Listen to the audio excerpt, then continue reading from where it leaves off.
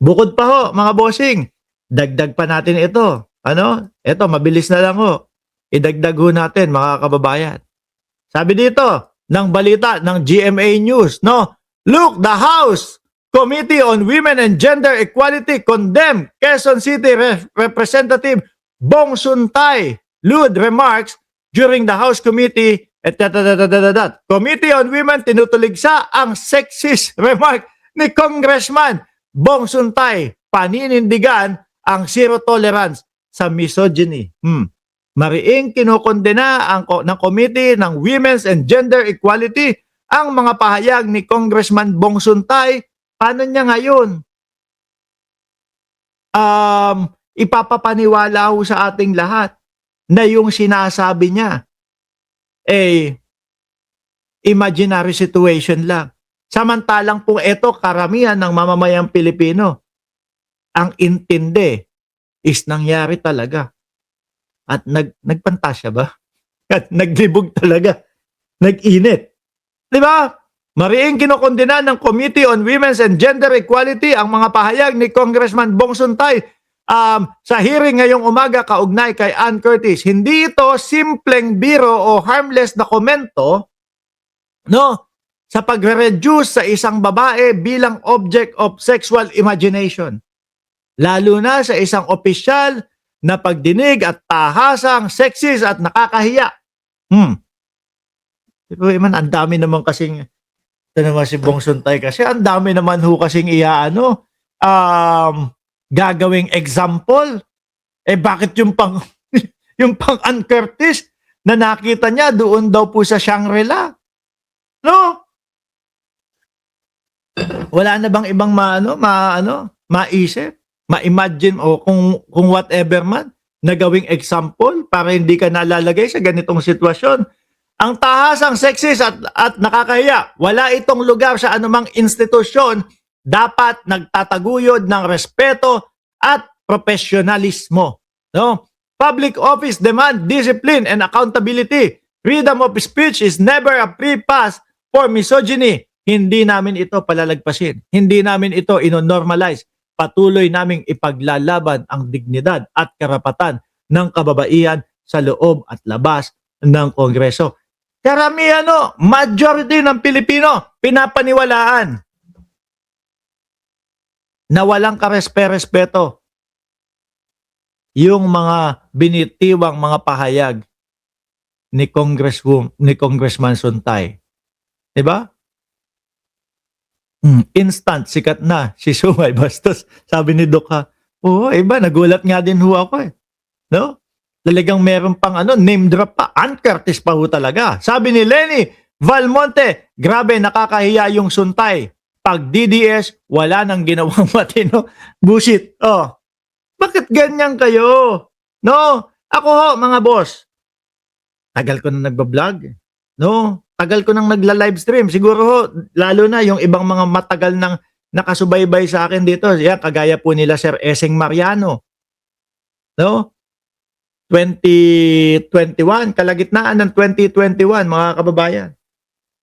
Hanggang ngayon, hindi pa ako nagba-viral nung mga ganyan, nung mga pagkakamali. Kasi sinabi ni Mark Ramos ganito, live, and wala pang ganun naungusan pa nga ho ako ni Ngongi. Pero mo, 3 buwan lang ho. Meron ng pa-NBI agad. Hindi po ba? Kasi sinasala. Kasi inaalam. Pinag-aaralan yung mga bawat sabihin. Kung meron ka man, ikumpara para meron kang mapatunayan, kumuha ka nung ikukumpara mo na hindi ka malalagay sa ganyang alanganin, no? 'Di ba? Sabi ni Mr. Didi Dede, DOM na DOM, ang dating ni Sungay. Iba ho, Pero anyway ho, mga bossing, pumunta ho muna tayo sa mga ex-marine. Pahingahin muna ho natin baka tulog pa ho si Bong Suntay, mga kababayan, at pagkagising niya, medyo na himasmasan, Ngayon, mga kababayan, patutunayan daw po nung mga ex-marine na sila ay totoo at dapat paniwalaan daw po. Sa anong paraan? Ito po, Pakinggan po natin sa Jessica Soho. Namin kayo dapat paniwalaan. At Bakit namin kayo dapat paniwalaan? Kasi sa unang bagsak pa lang ho, mga kababayan, ang dami ng duda dito eh. Orly Gotesa 2.0 daw ho. Orly Gotesa minions daw ho. 18 Marites daw ho, mga kababayan, kasi puro sabi, hearsay. Magmula doon sa maleta, naging paper bag doon kay De Lima, naging expandable folder. Lahat na ho yata eh. Nakita namin si Trillanes na merong pera para sa ICC, hindi naman nila nakita. Putek na yan. Ano ba to? Stoy! Mga DDS, ba't ganito yung mga pinagkukukuha ninyo? Dapat ang ginawa ninyo, isang tao na lang, parang Orly Gotesa. Yung Orly Gotesa style, mas pinag-igi nyo. Eh kaso, nilabing walo ninyo eh. Ngayon, pagka tinanong ito, pag tumanong doon sa pang-una, tapos biglang tumanong doon sa pang-10, tumanong doon sa pang-18, iba-iba sagot, yari na agad kayo. Sabihin ng taong bayan, bakit ganun? Magkakasama daw sila, eh, iba-iba naman mga pinagsasasabi. Oh. Diba, ang dami na humbutas agad-agad. Agad-agad. Ho, mga bossing. Sa umpisa lang, tad-tad na ng butas. Yung kay De Lima, bakit po nasama si De Lima diyan sa inyong salaysay? Sabi nung attorney, yung kay De Lima po na oversight ko lang.